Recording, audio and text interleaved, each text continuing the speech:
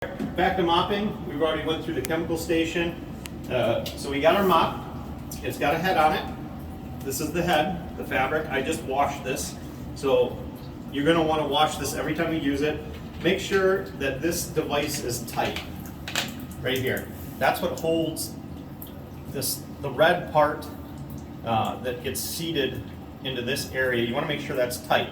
So let's say this mop was junk, right? So we know we would need a new mop head. We'll have mop heads here for you. Let's say it's all frayed out. There's a whole bunch of, because of the chlorine and everything we have at the pool, these don't last the longest. So we're going to go ahead and change this out. So we're going to loosen this all the way up. So it's came up here. So now we're going to lift this area and then we're going to unlatch that. So this just unlatches from there.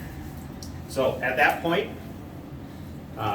you want to kind of run your hand under here to get all of the mop head strings. So we have that. So let's say, okay, this mop head's junk, we're going to throw this one away.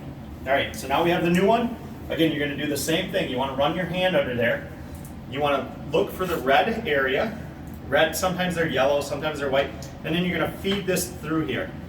So the important part of having all these is because if I just go to try to feed this through here, I'm going to catch a whole bunch of these mop heads and I'm going to struggle with it. And then, so you want to make sure, so I got a couple on the other area. So you want to make sure, see, it gets caught on everything. You want to make sure that we have this correctly.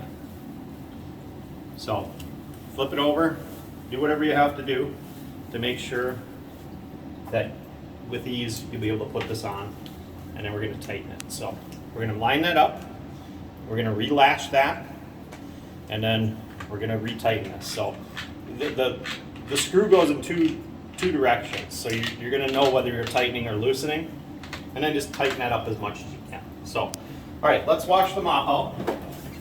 So you've already seen the chemical changing station video at this point. So we're going to put the water on. Again, I like to use the hot water. So we're just going to rinse the head out real quick, the head of the mop. So you're just going to take the water back and forth, kind of wet it down, swish this around. All right, so that's good.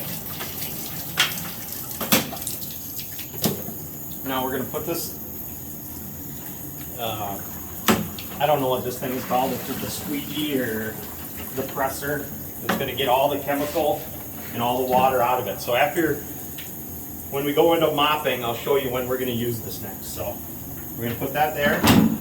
We're going to take that off, set that aside, don't trip on it. Now we're going to clean out the bucket, because usually the buckets are going to have a bunch of debris in them as well. So now we're going to hit that water, and then we're just going to hose that out into the sink. So you're just going to hose out so everything's clear. Okay. So now we know we have a clean bucket. So the next part is we're going to pick what chemical we want again.